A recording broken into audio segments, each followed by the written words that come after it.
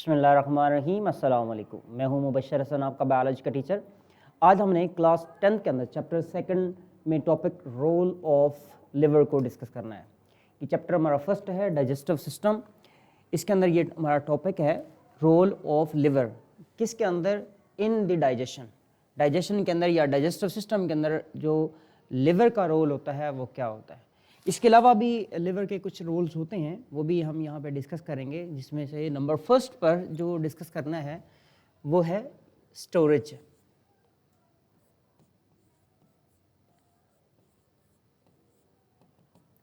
हम देखते हैं लिवर जो है वो किस किस मॉलिक्यूल को या आयन को या मिनरल को या विटामिन को अपनी बॉडी के अंदर स्टोर कर लेता है।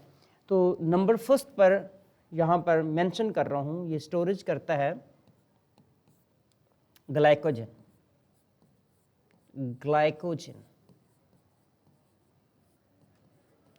ग्लाइकोजन की स्टोरेज होती है। ग्लाइकोजन की स्टोरेज कैसे होती है, देखें, ग्लाइकोजन एक पॉलीसैकेराइड है। ये आपने याद रखना है, ये क्या है, एक पॉलीसैकेराइड है। पॉलीसैकेराइड है, ये एनिमल स्टार्च भी कहलाता है। अगर देखें तो इसके लिए हम एक नाम लिखते हैं, एनिमल स्टार्च। इसको हम एनिमल स्टार्च भी कहते हैं।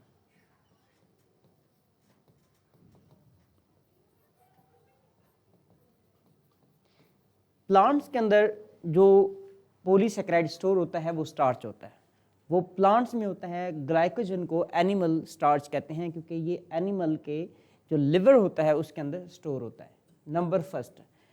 तो नंबर सेकंड यहाँ पर हमने देखना है किसकी स्टोरेज होती है, विटामिन की स्टोरेज होती है।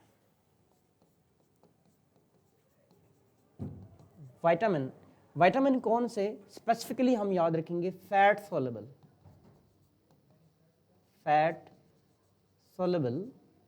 विटामिन्स। फैट सोलेबल विटामिन्स कौन कौन से हैं, देखते हैं जी। नंबर फर्स्ट पे विटामिन ए है, विटामिन डी है, विटामिन ई है एंड विटामिन के है। इसको हम एडिक से याद रख सकते हैं, एडिक। तो फैट सोलेबल, ये जितने भी विटामिन हमने लिखे हैं ये फैट सोलेबल है, ये लिवर के अंदर स्टोर होते हैं। नेक्स्ट पे देखें मिनरल्स।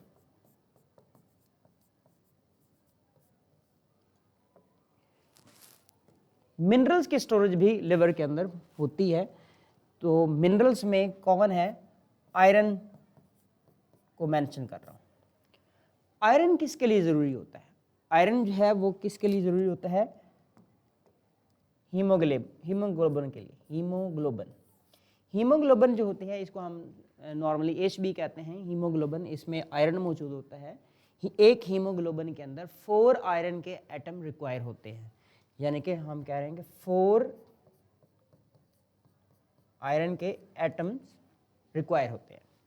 इसका काम क्या होता है, इसका काम होता है ऑक्सीजनेशन ऑफ टिश्यूज। ऑक्सीजनेशन ये एक टाइम में 4 ऑक्सीजन के मॉलिक्यूल्स को कैरी करता है। आयरन जो है वो ऑक्सीजन को कैरी करता है। आयरन किसका हिस्सा है, हीमोग्लोबिन का, और हीमोग्लोबिन किसका हिस्सा है, रेड ब्लड सेल्स का।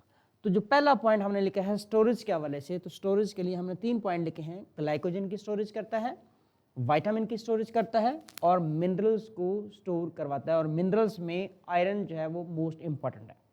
ये हमारा एक मोस्ट इंपॉर्टेंट MCQ भी आ जाता है। अच्छा, स्टोरेज के बाद दूसरी यहाँ पर जो मेन हेडिंग आएगी वो है कन्वर्जन्स की। कन्वर्जन्स,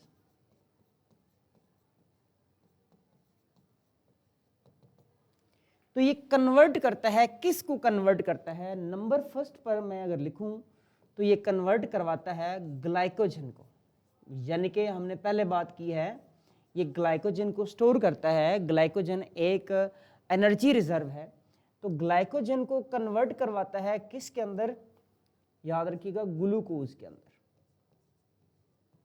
जब जरूरत पड़ती है, यानी कि ग्लूकोज की बॉडी में डेफिशिएंसी हो गई है, तो ग्लूकोज जो है वो कम पड़ गया है, तो अब ग्लाइकोजन को ग्लूकोज में कन्वर्ट करवाया जाता है।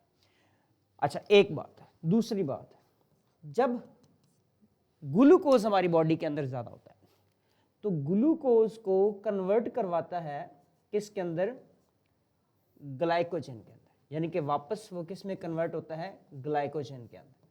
हमने देखा है ये दोनों क्या हैं, एनर्जी रिजर्व्स हैं, यानी कि हम इसकी बात करें तो एनर्जी रिजर्व है। अच्छा, उसके अलावा थर्ड नंबर पर अगर डिस्कशन की जाए तो ये कन्वर्जन करता है ग्लिसरॉल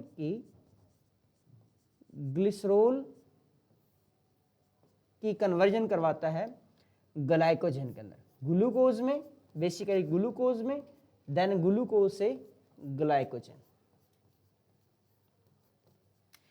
नंबर 4 पर अगर देखा जाए तो किसकी कन्वर्जन करवाता है, नंबर 4 पर हम देखते हैं अमाइनो एसिड्स की कन्वर्जन होती है किसके अंदर, उसी तरह से ग्लूकोज, देन जरूरत पड़े तो ग्लाइकोजन। इस तरह से हमने देखा है। तो ये सारे के सारे क्या है, ये एनर्जी रिजर्व्स है, एनर्जी रिजर्व्स है। अभी तक हमने देखा है स्टोरेज के हवाले से ग्लाइकोजन की स्टोरेज होती है, विटामिन की स्टोरेज होती है, देन मिनरल्स की स्टोरेज होती है, देन कन्वर्जन की बात कर रहे हैं तो ग्लाइकोजन को ग्लूकोज में, ग्लूकोज को ग्लाइकोजन में, ग्लिसरॉल को glucose then glycogen, then amino acids को ग्लूकोज इनटू ग्लाइकोजन। तो ये इसने क्या करवानी है, कन्वर्जन्स करानी है। कन्वर्जन्स के बाद हम देखते हैं इसकी सेंसेस के हवाले से हम बात करेंगे, ये किस किस कंटेंट को बनाता है। नंबर 1 पर सेंसेस में हम देखेंगे नंबर 1 पर बाइल, नंबर 1 पर हमने कहा ये बाइल बनाता है। अब बाइल, लास्ट टाइम हमने ये बात की थी कि बाइल का काम क्या होता है, एमल्सिफिकेशन करता है। एमल्सिफिकेशन क्या थी, हमने कहा था कि फैट्स के लार्ज ग्लोब्यूल को, लार्ज पार्टिकल्स को, और you can say large molecules को कन्वर्ट करता है स्मॉल मॉलिक्यूल या ग्लोब्यूल के अंदर। यानी कि एमल्सिफिकेशन क्या होती है, कन्वर्जन ऑफ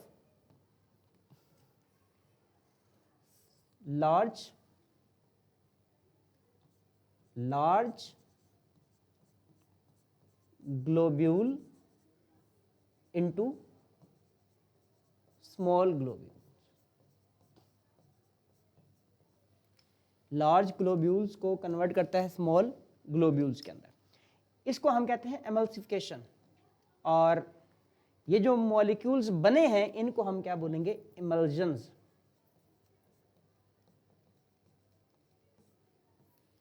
तो ये हमारे पास आ गई सेंसेस में सबसे नंबर 1 पर हमने बाइल की बात की है। नंबर 2 हम देखते हैं ये और क्या बनाता है। नंबर 2 पर देखें तो ये बनाता है प्रोटीन्स को,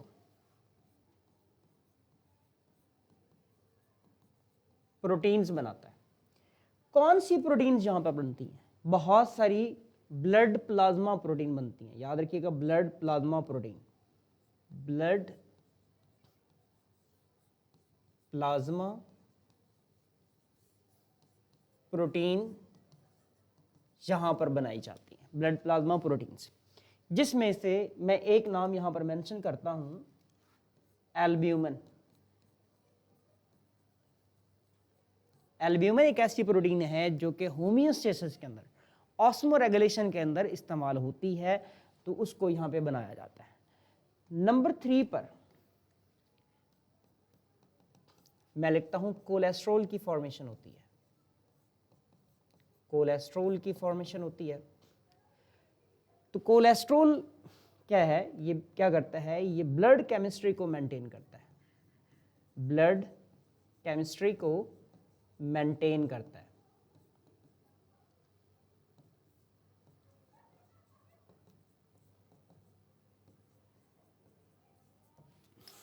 इसके बाद हम कहते हैं कि ये नाइट्रोजनस वेस्ट बनाता है। नंबर 4 पर लिख रहा हूं फॉर्मेशन ऑफ नाइट्रोजनस वेस्ट,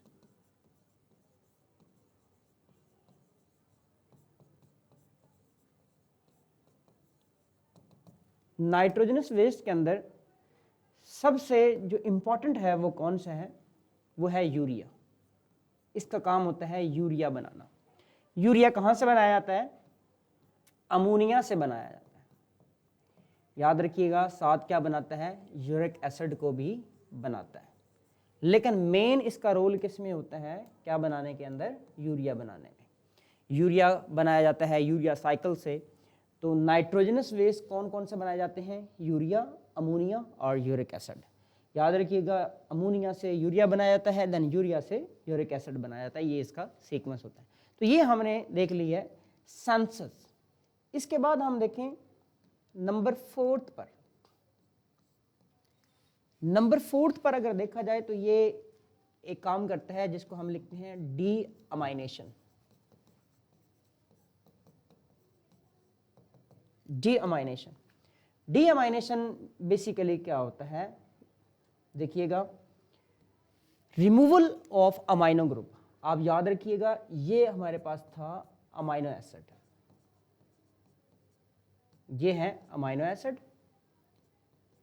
और ये इसका अल्काइल ग्रुप, ये अमाइनो ग्रुप, और ये कार्बोक्सिलिक ग्रुप। इस ग्रुप को जब रिमूव किया जाएगा तो इसको हम कहते हैं डी अमाइनेशन। तो मैं यहां पर लिखता हूं removal of amino group from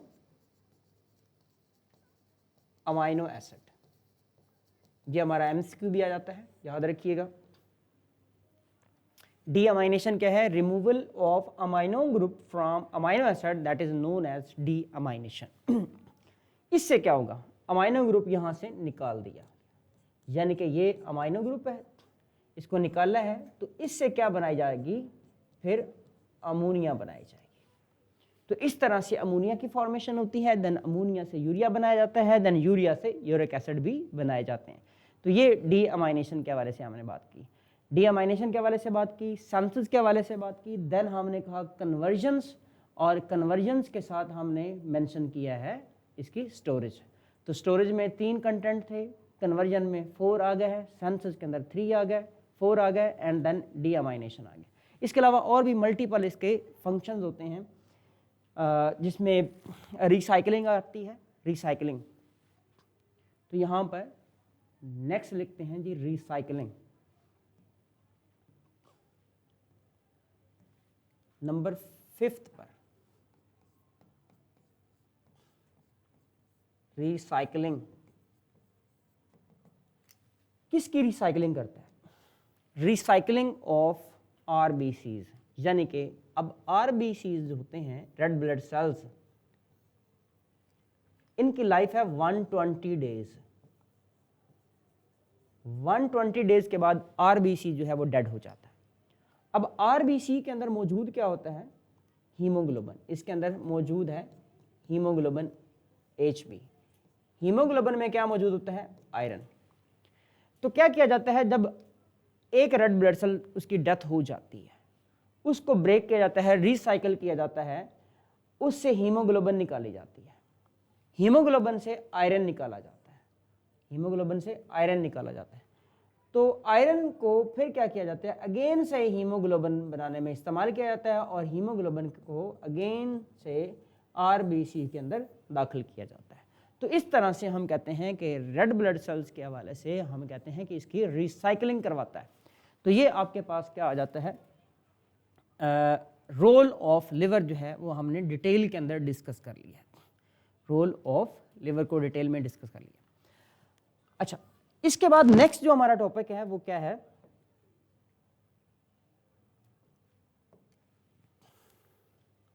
absorption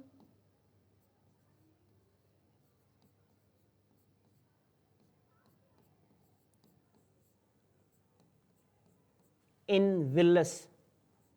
villous भी कह सकते हैं, आप कह सकते हैं small intestine.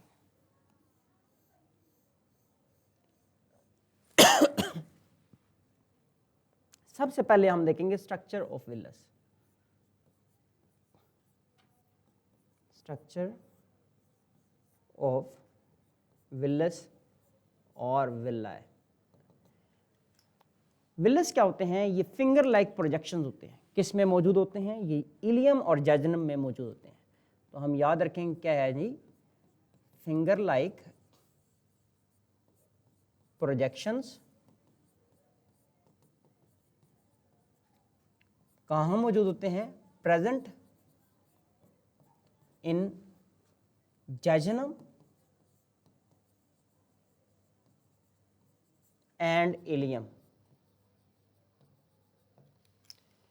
Finger like projection present in jejunum and ileum. तो इसके स्ट्रक्चर को अगर देखा जाए तो इसके स्ट्रक्चर में क्या क्या कंटेंट मौजूद होते हैं, देखिएगा।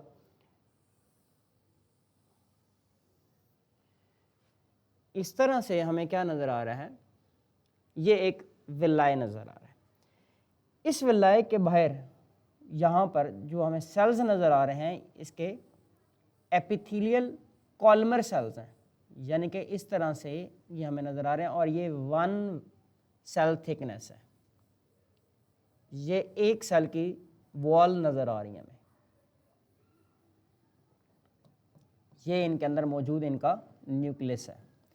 ये जो सेल्स होते हैं ये कॉलम लाइक होते हैं, यानी कि कॉलमर होते हैं, लंबूतरे होते हैं, यानी कि लंबे होते हैं। यानी कि अगर इसका एक स्ट्रक्चर देखा जाए तो ये इसका एक स्ट्रक्चर हमें नज़र आता है।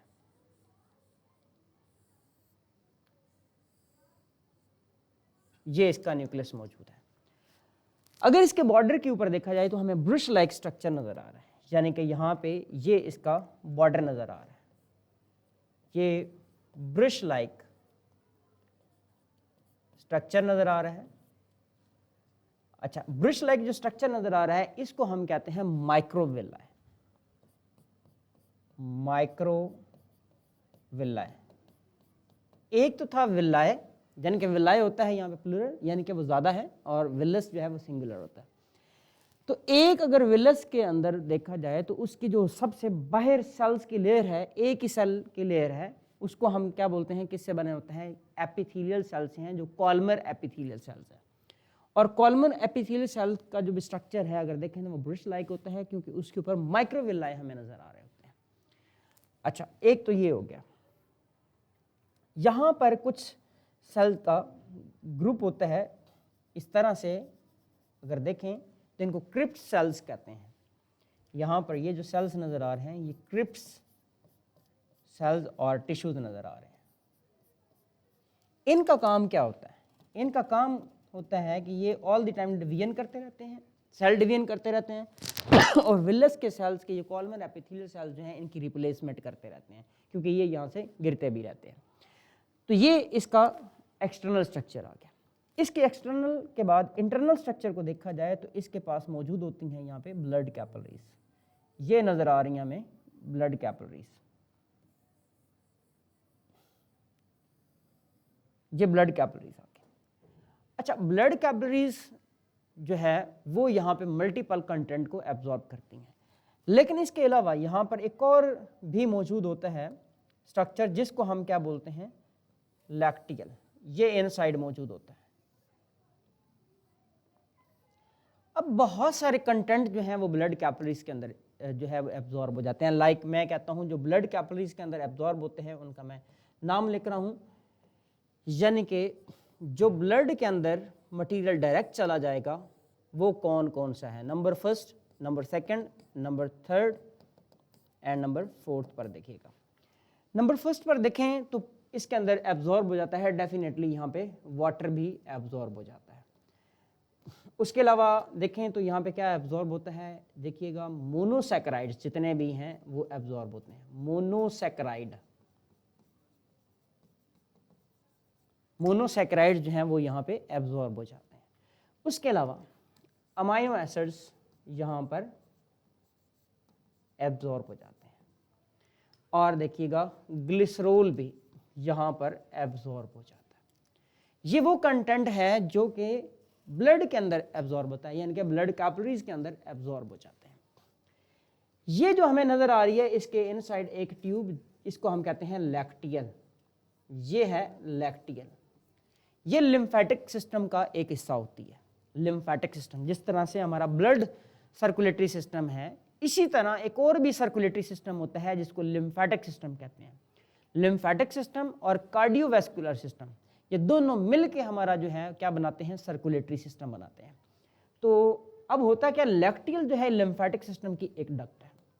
इस लैक्टियल के अंदर क्या क्या एब्जॉर्ब होता है, याद रखिएगा, इसके अंदर फैटी एसिड्स एब्जॉर्ब हो जाते हैं। फैटी एसिड्स यहाँ पर एब्जॉर्ब हो जाते हैं और प्लस कुछ ग्लिसरॉल भी यहाँ पर एब्जॉर्ब होता है।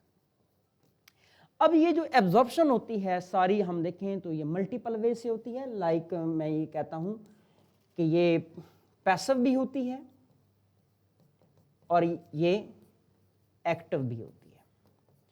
तो हमने कहा जो स्मॉल मॉलिक्यूल्स हैं वो ब्लड कैपिलरीज में जाते हैं, जो large molecule like fatty acids हैं एंड सम ग्लिसरॉल ये किस में दाखिल होते हैं, लैक्टियल के अंदर दाखिल होते हैं। तो लैक्टियल में दाखिल होंगे तो फिर ये आगे लिम्फेटिक सिस्टम में जाएंगे। तो लिम्फेटिक सिस्टम जो होता है अगेन से ये एक वक्त आता है हमारे चेस्ट कैविटी के अंदर, वहाँ से अगेन से ये किस में दाखिल हो जाता है, ब्लड कैपिलरीज के अंदर, यानी कि ब्लड के अंदर इस मटेरियल को दाखिल कर दिया जाता है। तो ये है एब्जॉर्प्शन ऑफ विलस के हवाले से।